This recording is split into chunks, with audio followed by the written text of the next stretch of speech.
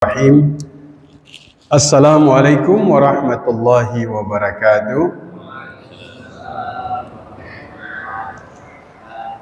Alhamdulillah, alhamdulillahilladzi la yansa man dzakara. Alhamdulillah, alhamdulillahilladzi la yudayyi'u man syakara. Alhamdulillah, alhamdulillahilladzi yajzi bihil ihsani ihsana wa bisabri najata wa gufrana. Ashhadu an la ilaha illallah wa ashhadu anna Muhammadar Rasulullah. Allahumma salli ala sayyidina Muhammad wa ala alihi wa sahbihi wa man tabi'ahum ila yaumiddin, amma ba'd.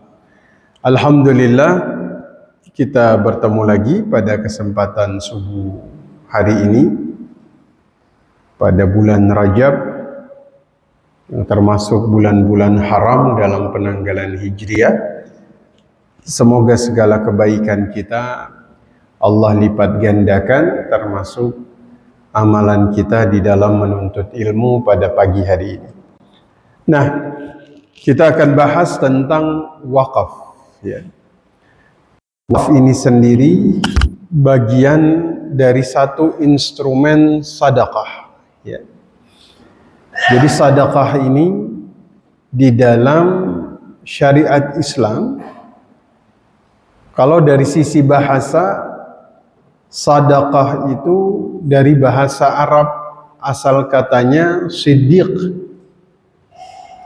Siddiq itu artinya jujur.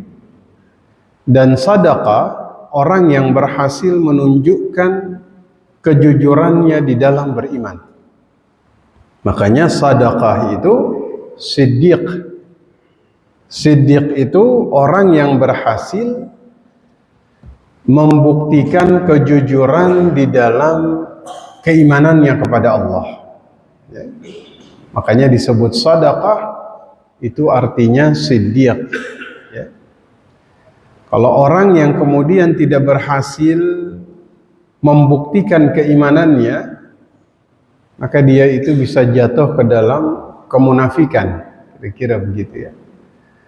Makanya di dalam surat Munafiqun itu ada ayat ketika Allah itu berfirman tentang jika datang kematian, ya, kemudian dia minta ditangguhkan, ya, penangguhan yang dia minta kepada Allah ini ternyata agar dia bisa melakukan satu perkara, fa'as-saddaqah, agar saya bisa apa? Bersedekah. Karena kemudian kelalaian dia ketika diberikan kelapangan tapi tidak mau bersedekah, tidak bisa membuktikan keimanannya kepada Allah, tidak jujur di dalam beragama. Makanya khusus ada satu ayat di dalam surah Al-Munafiqun itu bercerita tentang orang yang semasa hidup dia nggak mampu untuk membuktikan ini. Namun ketika sudah mau meninggal, dia minta ditangguhkan untuk bisa melakukan itu. Maka dari itu, sedekah ini kejujuran, sedekah ini juga burhan. Burhan ini artinya pembuktian. Artinya apa? Pembuktian. Nah, makanya mari kita lihat letak wakaf di dalam instrumen sedekah di dalam Islam, ya. Sedekah ini ternyata tidak selalu bersifat harta, Bapak. Ini termasuk salah satu kemudahan Allah kepada hambanya untuk bisa beramal sesuai dengan kemampuan yang dia miliki. Makanya sedekah ini ada yang ternyata sifatnya itu non material, ya. Nah, itu Nabi sebut dalam satu riwayat hadis, ya, ketika Nabi bilang tabassumuka fi wajhi akhika sadaqah. senyummu kepada saudaramu itu apa? Sedekah, ya. Imatatil adza anit tariq sedekah. Ada yang lewat ketemu apa semacam halangan atau rintangan di jalan, dia angkat itu sedekah. Misal dia menyeberangkan orang buta, itu juga sedekah. Kemudian kalimat-kalimat yang baik dari lisannya, kalimatut thayyib, sedekah. Nah, ini berarti sedekah ini ternyata tidak hanya bersifat material. Nah, ada sedekah yang sifatnya itu harta, mal. Nah, di mana sedekah mal ini juga terbagi menjadi dua. Ada yang wajib, ada yang sunnah.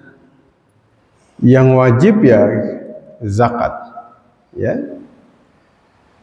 Apalagi warisan, ya. Nazar, ya. Ini termasuk di antara sedekah yang sifatnya wajib. Ya. Wakaf letaknya di sedekah yang sifatnya sunnah, Pak. Banyak sekali.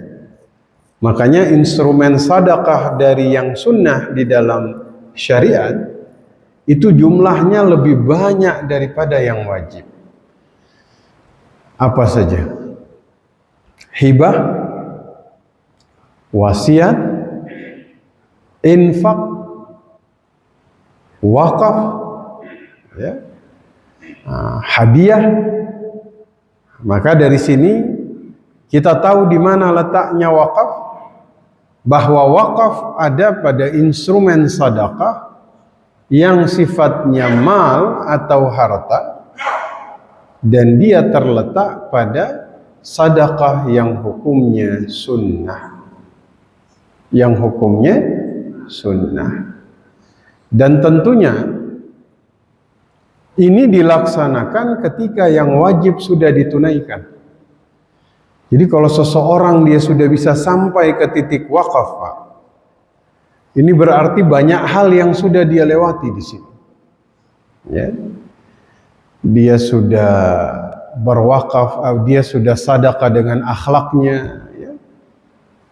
Dia sudah mengeluarkan zakatnya, ya. Baru kemudian dia bergeser kepada wakaf, sedekah yang sunnah. Makanya dikatakan kalau ada orang yang sanggup berwakaf, dia melakukan satu instrumen yang cukup luar biasa tinggi di dalam sedekah. Ya, kenapa? Karena pasti dia sudah melewati itu semua, Pak. Betul? Ya, mudah-mudahan kita bisa berwakaf. Amin ya rabbal alamin. Harus diniatkan, Pak. Ya, karena dalam Islam itu kebaikan kalau sudah diniatkan itu sudah dicatat pahala. Dengan syarat niatnya itu siddiq, jujur. Ya. Nah, baru kita masuk di dalam istilah wakaf. Nah, dalam bahasa Arab, kalau kita lihat dalam lisanul Arab, ya, ada beberapa bahasa, ada beberapa kata yang bisa kemudian merujuk kepada definisi dari wakaf. Ya. Yang pertama, al-habs, atau artinya menahan. Ya. Seperti misalnya ada polisi, dia menahan tahanan. Ya. Jadi tahanan itu dia ditahan sehingga dia nggak bisa melaksanakan lagi ya, aktivitas yang biasanya dia lakukan, ya. Al-habs, sesuatu yang ditahan, Pak. Maka wakaf itu definisinya itu sama, Pak. Seseorang hartanya ditahan agar dia nggak bisa lagi melakukan aktivitas apapun dengan hartanya tersebut. Mau disewakan udah nggak bisa, mau dihibahkan sudah nggak bisa, mau dijual sudah nggak bisa. Kenapa? Karena hartanya ini sudah ditahan, sehingga dia nggak bebas, nggak bisa lagi melakukan apapun dengan hartanya. Ini definisi yang pertama dalam lisanul Arab, al-habs.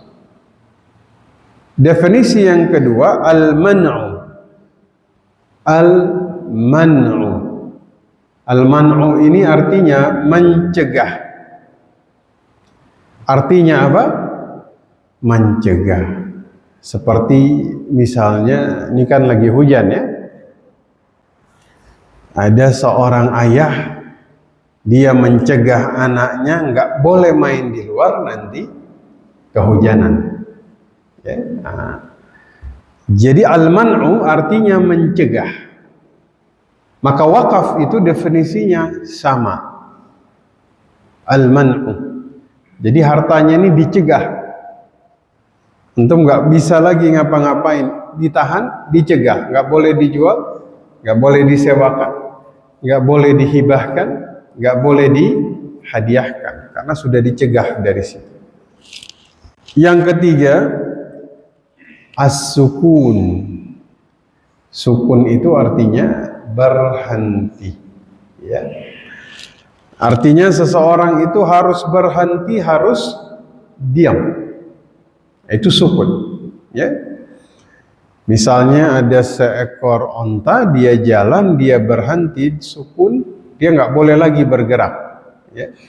Sama dalam surat As-Saffat ayat yang ke-24, waqifuhum, waqifuhum, tahanlah mereka, innahum mas'ulun, karena mereka akan ditanya. Ya. Maka kurang lebih itu adalah 3 definisi wakaf di dalam lisanul Arab. Kita sudah mulai melihat ada definisi yang kemudian sudah jelas di sini. Al-habsu artinya menahan, al-man'u artinya mencegah, as-sukun artinya berhenti. Ya. Jadi harta kalau sudah diwakafkan, maka tahan diri kita dari menjual. Ya. Kita sudah dicegah untuk kemudian melakukan apapun, dan kita berhenti untuk kemudian memanfaatkan atau menggunakannya untuk apapun, karena sudah diwakafkan. Ya. Maka dengan hadiah itu, kalau hadiah itu diberikan, kata Nabi, tahadu tahabbu, saling-salinglah kalian memberikan hadiah, maka kalian akan saling mencintai.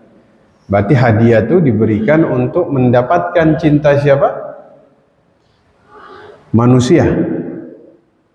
Ya. Bukan untuk dapat proyek, Pak. Untuk mendapatkan cinta manusia, itu hadiah. Namun wakaf itu diberikan bukan mendapatkan cinta manusia, tetapi cinta Allah Subhanahu wa ta'ala. Ya. Makanya wakaf ini sering disebut sebagai salah satu instrumen sedekah yang paling tinggi. Ya. Zakat wajib. Namun kalau orang wakaf dipastikan dia sudah melewati zakat, Pak. Betul? Ya. Jangan dibalik. Berwakaf tapi tidak bayar zakat. Wah, bahaya ini. Ya. Nah, namun orang yang berwakaf sudah pasti dia sudah berzakat. Ya. Nah, ulama Syafi'iyah, ya, tadi dari sisi bahasa, ya. Mari kita masuk kepada pemahaman wakaf dari sisi ulama-ulama madhab. Yang pertama dari ulama Syafi'iyah. Kalau Syafi'iyah berarti ulama-ulama yang mengikuti pandangannya Imam Syafi'i. Ya. Habsu malin, menahan harta. Ya. Yumkinul intifa'u bihi, yumkinu intifa'u bihi, ya. Menahan harta yang bisa diambil manfaatnya, ya, ma'a baqa'i ainihi, ya. Jadi diambil manfaatnya bersama dengan keabadian ainnya. Maksud keabadian ainnya tuh fisiknya tuh tidak berkurang, Pak. Kayak tanah diwakafkan, berarti tanah itu dimanfaatkan bersama dengan tidak rusak atau manfaatnya tuh abadi. Ya, tanah itu kalau diambil berkurang atau tidak? Tidak. Ainnya atau fisiknya itu baqa. Ya, nah. Ma'a baqa'i ainihi biqad'i tasarruf fi raqabatihi ala masrifin mubahin mawjud. Untuk apa? Jadi nanti diambil untuk dipergunakan pada hal-hal yang mubah. Ini kalau kata ulama Syafi'iyah. Berarti sesuatu yang ditahan, fisiknya ini enggak berkurang, diambil manfaatnya untuk hal-hal yang mubah, ya. Kalau ulama Hanabilah berarti ulama-ulama yang ambil pandangan Imam Ahmad Ibnu Hanbal, ya. Nah, nanti wakaf nih kita bahas sampai pada bab hukumnya menjual harta wakaf, ya. Nah, nanti kayak misalnya di masjid ini ada orang wakafin apa itu,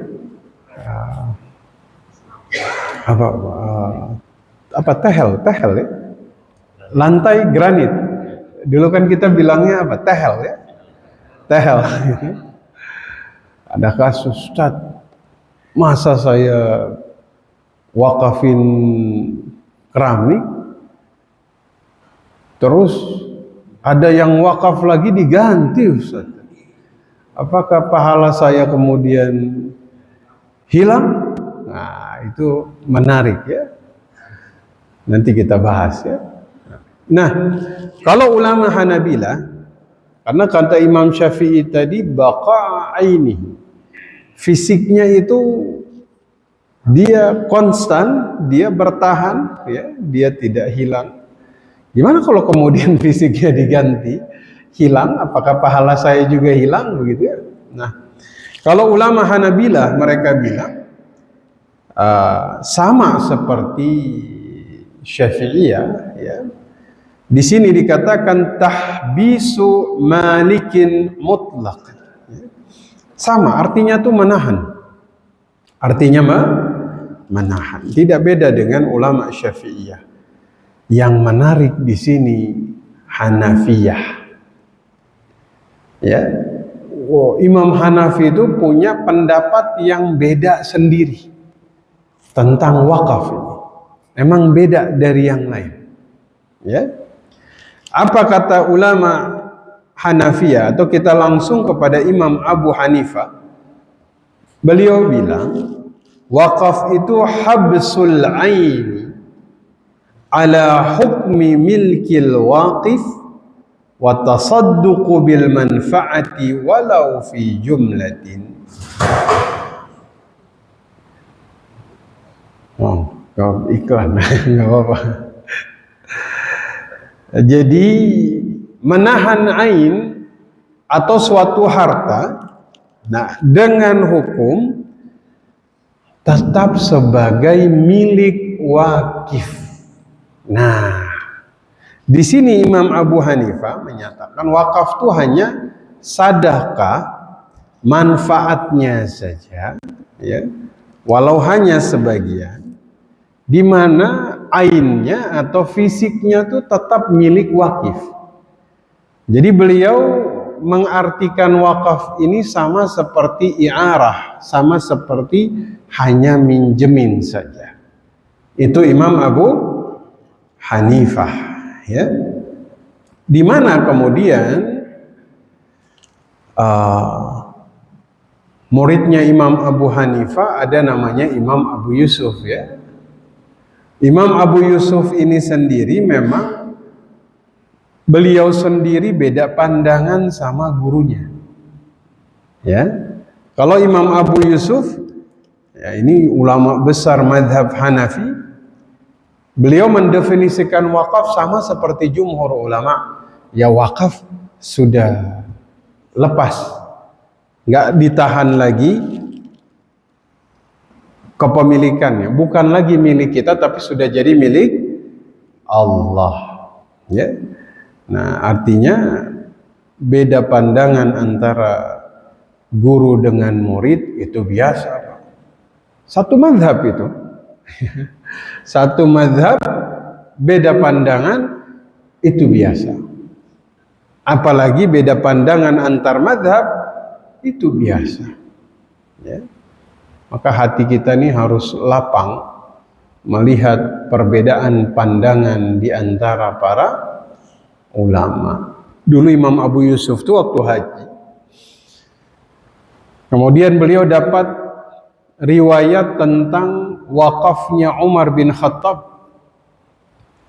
Ya, setelah itu beliau bilang, kalau guruku kemudian dulu mendapatkan riwayat ini, mungkin beliau akan merujuk dari pandangannya, ya. Maksudnya mungkin berubah pandangan, tapi tetap kemudian menghormati antara satu dengan yang lain. Nah, sebelumnya saya izin minum dulu, Bapak. Silakan. Bismillah.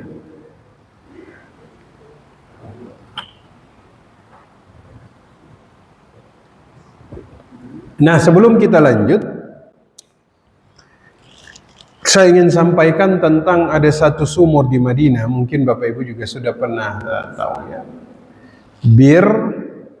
Bi'ru Rumah. Ini ada satu sumur, ya. Itu dari Bani Ghifar. Dari Bani Ghifar. Ada yang bilang Qainuqa. Madinah tuh ada 3 suku besar Yahudi. Qainuqa, Bani Nadir, kemudian Bani Quraizah.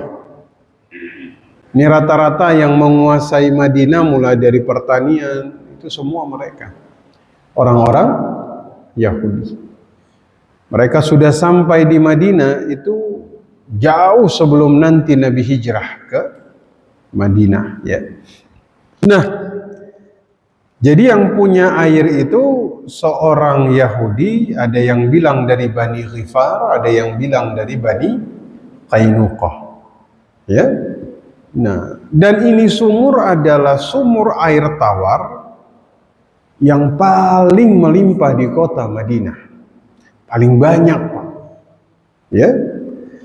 Dan dia akhirnya jadi sumber utama di kota Madinah. Tapi tidak gratis, Pak. Harus bayar, ya. Harus bayar. Jadi airnya ini enggak gratis. Yahudi itu otak bisnisnya luar biasa, Pak. Ya. Pintar tapi licik. Otak bisnisnya Yahudi, ya. Akhirnya ketika Nabi hijrah ke kota Madinah, ya, ada sumur-sumur yang lain, tapi sumurnya ini asin dan terbatas. Sementara air sumur yang sangat melimpah, air tawar, dikuasai oleh seorang Yahudi, namanya Bir Rumah, ya. Nah, jadi dia jual air, harganya mahal, Pak. Karena dia tahu dia punya daya tawar, bukan air tawar tapi apa istilahnya, apa kita sebut? Daya tawar dia ini tinggi, Pak. Karena apa istilahnya itu? Bargaining dia gitu-gitu, ya. Dia punya hal yang kemudian bikin dia tuh naikin harga pun ya bodoh amat, ya mau beli ya nggak beli ya sudah. Ya, jadi kita membayangkan air tawar kota Madinah melimpah dan itu jadi sumber utama dikuasai oleh seorang Yahudi. Itu kalau dia jual airnya harganya tinggi sekali Bapak Ibu, mahal sekali. Sampai-sampai kemudian baginda Nabi Shallallahu Alaihi Wasallam mengatakan, "Man yashtari bi'ra rumah." Barang siapa bisa beli ini sumur rumah, fayaj'aluha sabilan lil muslimina, kemudian dia jadikan itu sebagai amal ibadah fisabilillah, artinya dia wakafkan kepada kaum muslimin, falahul jannah, maka dia dapat syurga. Masya Allah. Saat itu Utsman bin Affan, beliau adalah sahabat yang langsung menghadap kepada Yahudi tersebut. Ditawar semua, tapi ditolak sama Yahudi. Ya, Utsman nggak kehilangan akalnya. Beliau tawar setengah, Pak. Udah, gimana kalau setengah saja saya beli? Yahudi ini tertarik juga, mantap ini kalau cuma setengah, saya tetap dapat uang banyak, ya. Tapi kita kepemilikannya setengah, ya, nisfal bir'. Jadi saya cuma beli setengah dari sumur, bukan dibagi jadi setengah, enggak, tapi sehari. Dalam riwayat Utsman beli 10.000 dirham, Pak. 10.000, mahal itu, Pak. Antum bayangin 10.000 dirham itu zaman itu. Ya, kalau zaman sekarang 1 dirham berapa? Zaman sekarang berapa, Pak? Berapa? 1 dirham zaman sekarang hari ini nilainya berapa? Saya penasaran, pengen tahu berapa kira-kira, Pak? Ada yang bisa lihat nilai realnya hari ini? 1 dirham itu berapa rupiah? 4.000 dikali 10.000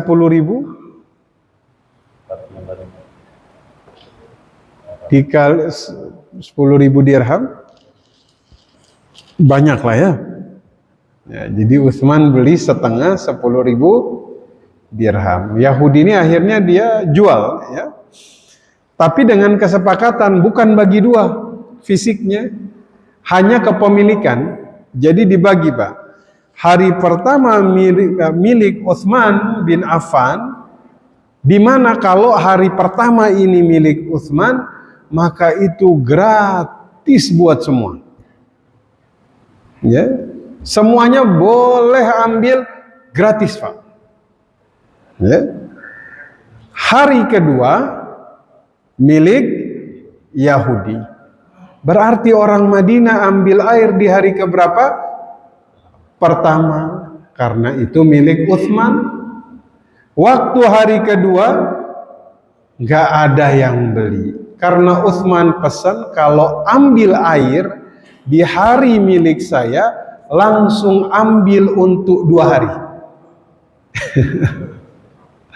Untuk hari ini dan hari esok. Kenapa? Karena hari ini gratis, besok bayar. Kalau di warung-warung yang kita lihat kebalikan. Besok gratis, hari ini bayar. Ntar besoknya bayar lagi. Ya.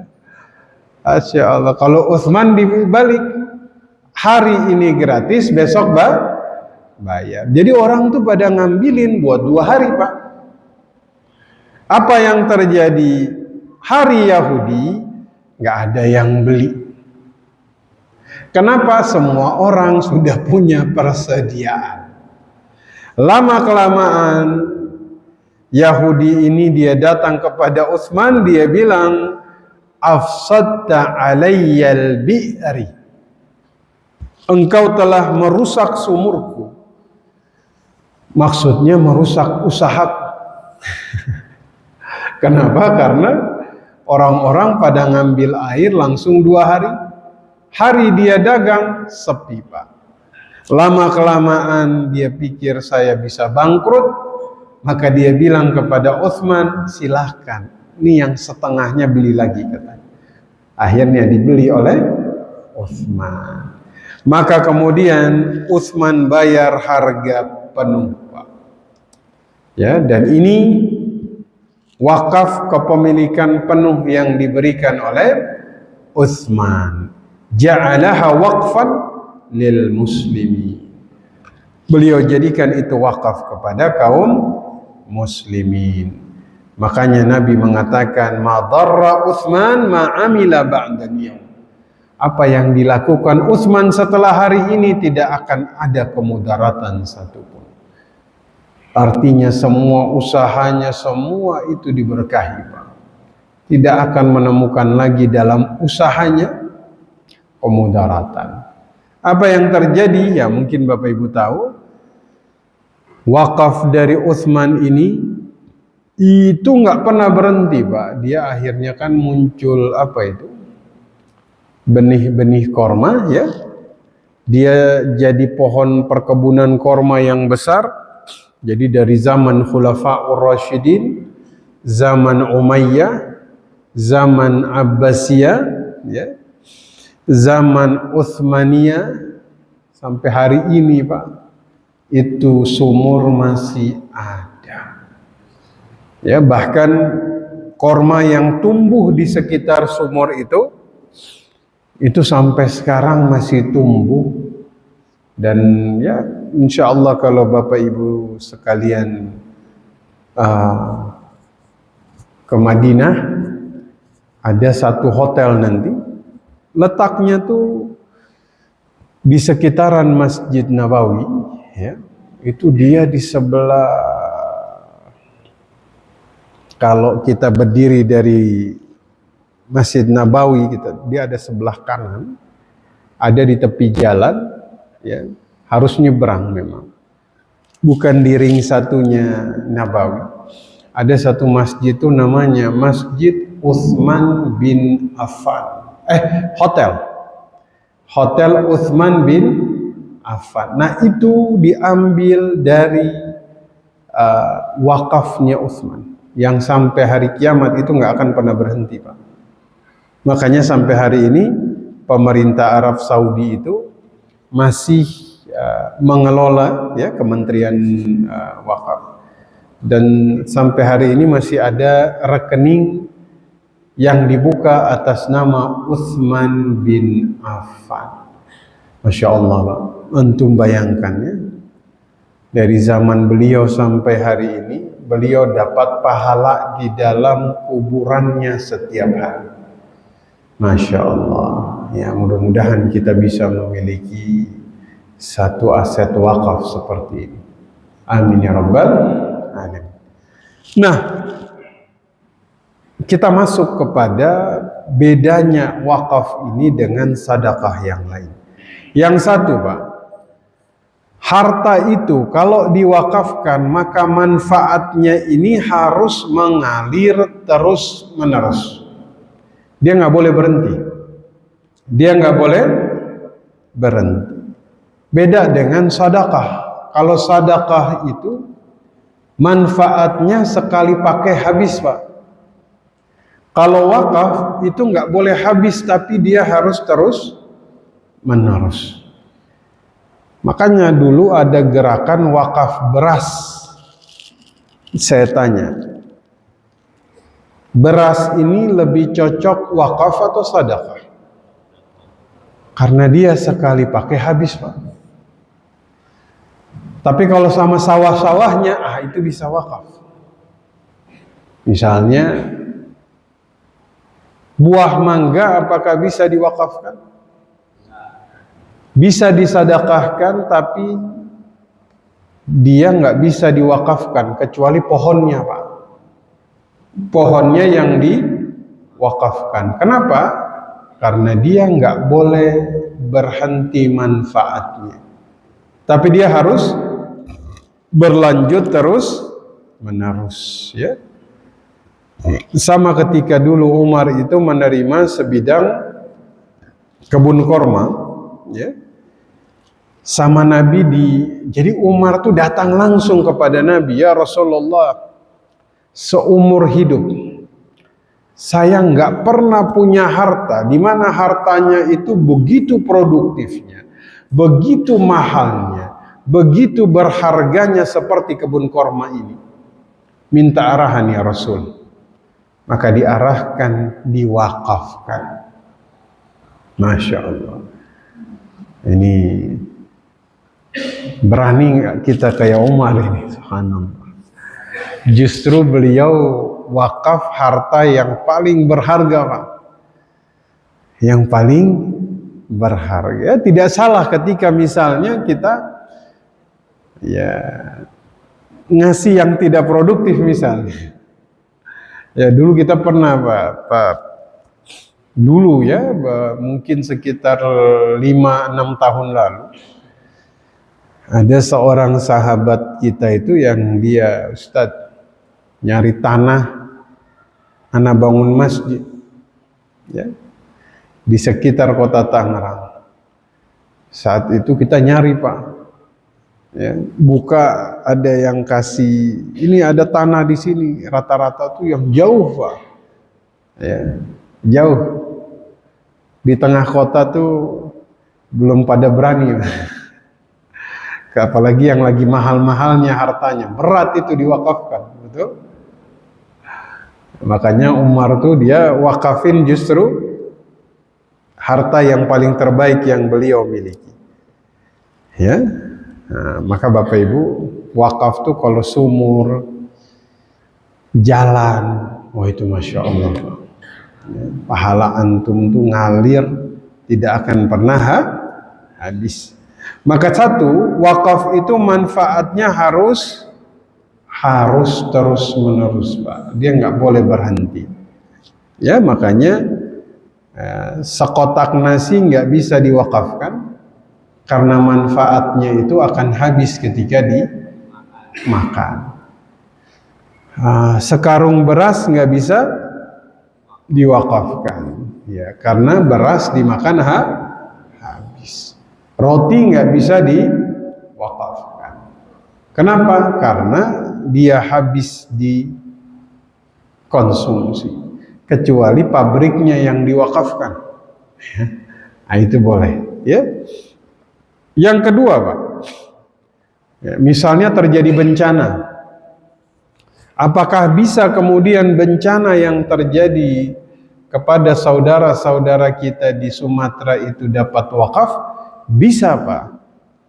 Kalau misalnya Bapak Ibu membangun fasilitas-fasilitas umum yang manfaatnya mereka rasakan, ya, misalnya di sana kan lagi susah air bersih, ya, ada beberapa sahabat kita tuh yang ke sana mereka bikin sumur Pak. Nah, itu bisa wakaf itu Pak. Bangun fasilitas umum buat mereka bisa wakaf, ya.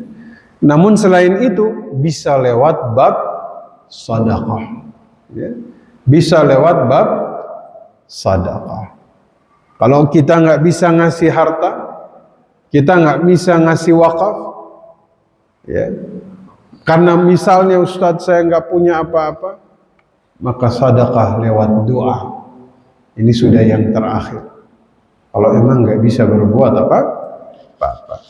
Yang kedua Pak, kalau wakaf manfaatnya terus menerus, dia nggak boleh habis, ya berarti begitupun pahalanya.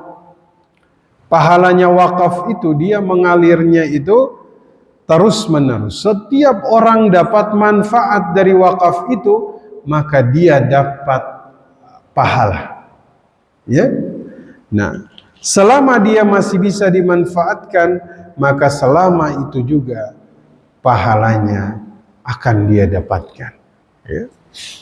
Nah, makanya izin mungkin nanti bulan depan, ya, bulan depan itu udah puasa belum?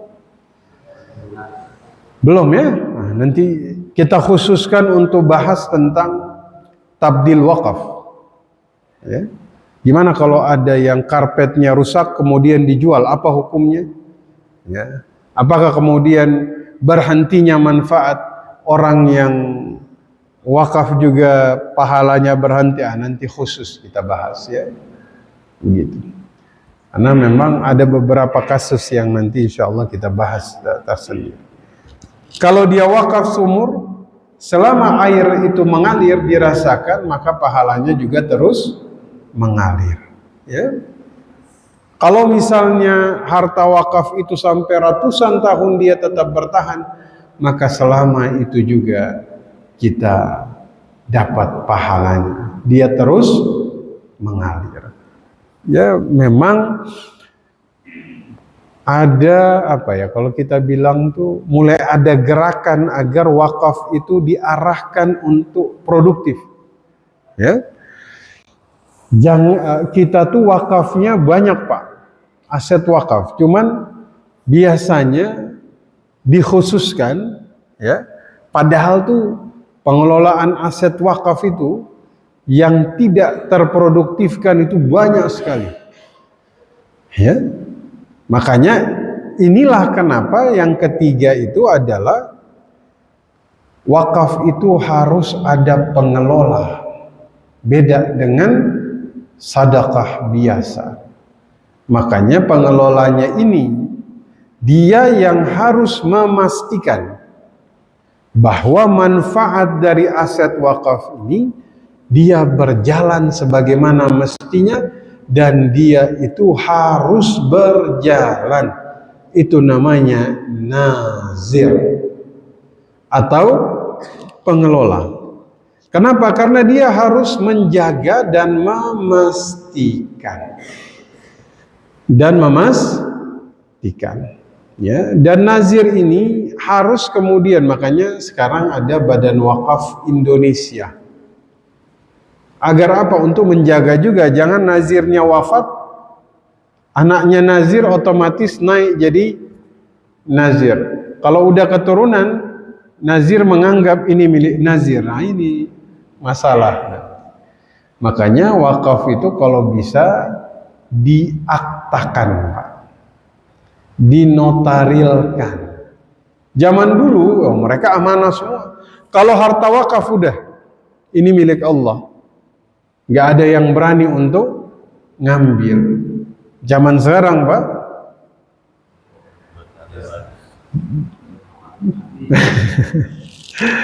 harta wakaf bisa diakali begitu ya.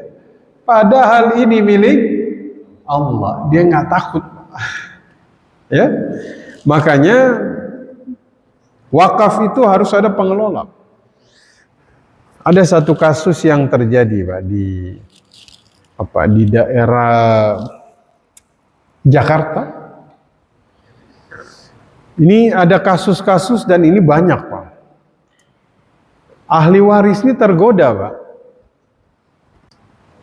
Ketika aset wakaf ini, namanya aset wakaf kan misalnya dia tiba-tiba bertahun-tahun daerah itu maju begitu, ya kayak contoh tuh apa jalan tol baru itu, apa kita sebut itu, yang Buaran ya, tol Buaran tuh. Bagaimana Pak kalau dulu misalnya orang tuanya wakaf sebidang tanah, tiba-tiba itu dilewati jalan tol yang tadinya dia di dalam, sekarang dia di pinggir jalan Pak. Ya, dulu orang tuanya sudah lafaz, tolong ini diwakafkan, saya wakafkan untuk umat. Karena belum produktif, akhirnya belum dimanfaatkan. Tiba-tiba Pak, dia di samping jalan tol. Potensi wakafnya berarti semakin naik. Kalau ini saya manfaatkan, ya, misalnya dia bikin apa? Ya, apalah yang dia bisa manfaatkan, manfaatnya bisa dia serahkan kepada umat, ditawar sama orang Pak, pinggir jalan, berapa harganya kira-kira itu? Misalnya 500 meter ditawar 5 miliar. Apa nggak kegoda itu, Pak? Kan kejadian di Jakarta itu, masjid dijual, Pak. Iya. Karena memang secara administratif, Pak, suratnya ini belum dirubah. Surat belum tapi kan itu hanya masalah administratif, tapi secara hukum itu sudah sah. Itu dijual, Pak. Dan di beberapa daerah tuh begitu, tergoda, Pak. Namanya harta nih, Masya Allah. Godaannya luar biasa. Ya. Oh, sudah hampir jam 6. Kita lanjut dulu ya. Sekarang kita lihat masyru'iyah wakaf. Tadi definisi sudah, ya. Perbedaannya sudah, ya. Yang ketiga masyru'iyahnya, ya. Ya, tadi di awal sudah disinggung wakaf ini bagian dari sedekah yang disunnahkan, ya. Kalau dalam Al-Qur'an Al-Imran ayat 92, lan tanalul birra, kalian tidak akan sampai kepada albir, kebaikan, ya, hatta tunfiqu mimma tuhibbun, sampai kalian menafkahkan sebagian harta mimma tuhibbun, yang sangat kalian cintai, sangat kalian cintai. Wa ma tunfiqu min syai'in fa innallaha bihi alim, dan apa yang kamu nafkahkan maka sesungguhnya Allah Maha mengetahui. Ini jadi masyru'iyahnya wakaf, ya, karena Umar tuh dia berikan harta yang sangat dia cintai. Makanya wakaf ini burhan, pembuktian, Pak. Wah, ini Masya Allah ya. Antum punya tanah di mana, Pak? Di pinggir jalan di depan Taman Royal ini, ya, Hashim Asy'ari, sama antum punya tanah ada di mana, Pak?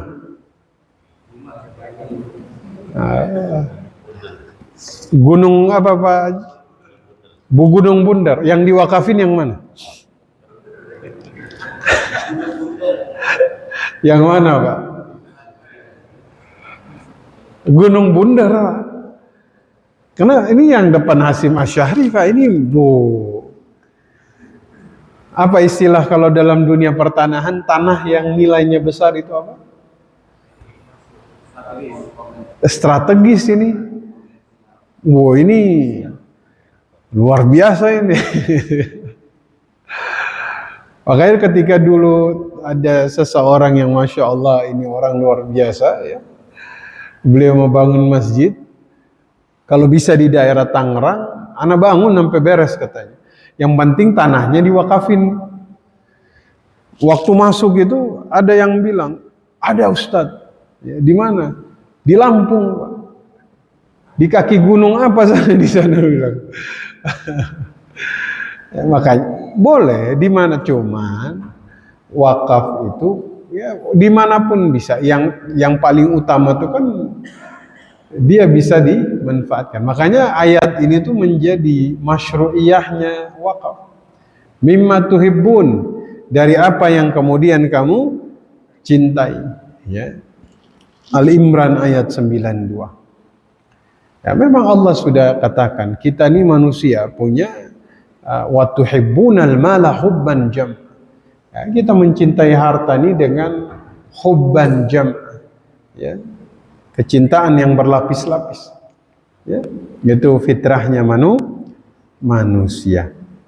Nah, maka itu yang pertama dari masyru'iyahnya di dalam Al-Quran, ya. Nah, secara detail dalam riwayat, ya, yang tadi saya sampaikan, asaba Umar ardan bi Khaybar. Umar tuh dapat sebidang tanah di Khaybar, ya. Fa'atan Nabi sallallahu alaihi wasallam yasta'mirhu fiha. Dia datang kepada Rasulullah minta pandangan dari Rasul. Ya Rasulullah, inni asabtu ardan bi Khaybar. Saya dapat sebidang tanah di Khaybar, lam usib malan qattu anfasa indi minhu. Saya tuh ya Rasulullah dapat sebidang tanah yang dimana saya nggak pernah punya harta paling berharga lebih dari ini sebelumnya. Berarti dia bilang seumur hidup tuh saya dapat harga paling mahal nih, ini udah nih ya Rasul. Minta arahan. Apa kata Nabi? Kata Nabi sallallahu alaihi wasallam, "Fama ta'muruhu bih?" Fama ta'muru bih? Apa perintahmu kepadaku ya Rasul?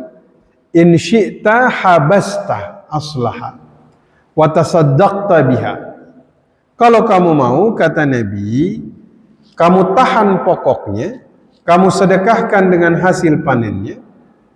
Maksudnya itu diwakafkan dengan syarat, ya, dengan syarat la yuba'u, jangan kamu jual, la yuhabu, jangan kamu hibahkan, wala yurathu, jangan kamu wariskan, wa tasaddaqa biha fil fuqara, kamu sedekahkan kepada para fuqara hasilnya, ya, wa fi qurba, ya, kemudian kepada siapa lagi?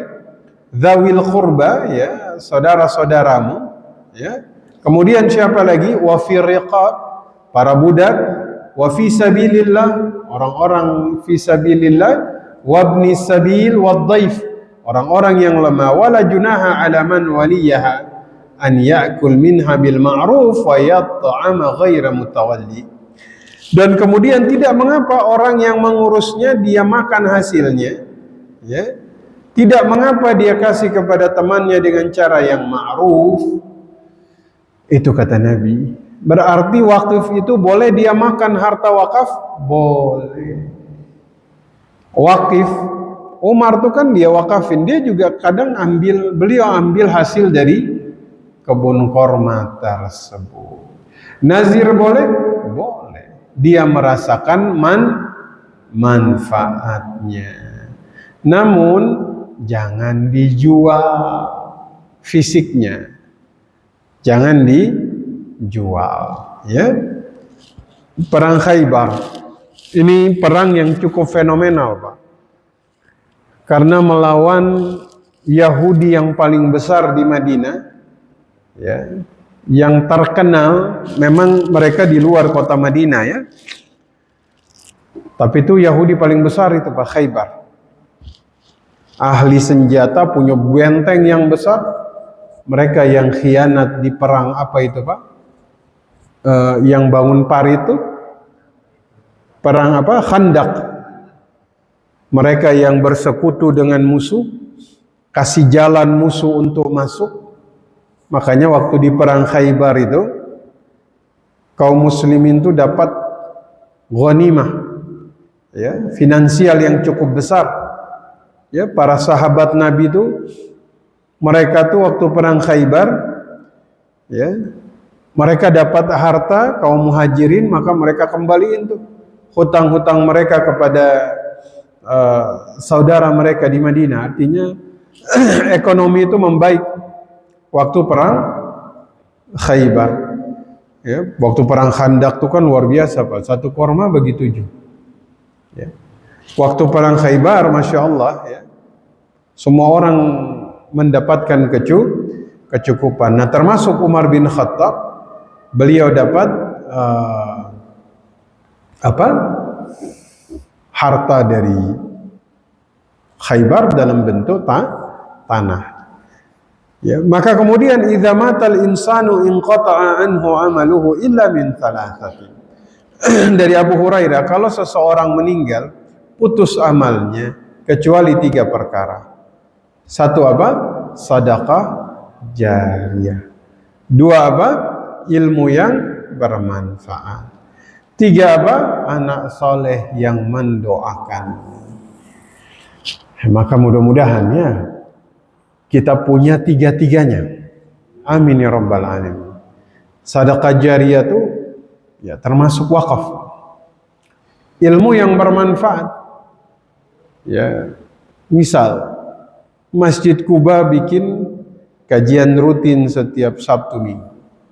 Ya, Bapak Ibu harus sebisa mungkin semua orang tuh berpartisipasi di sini.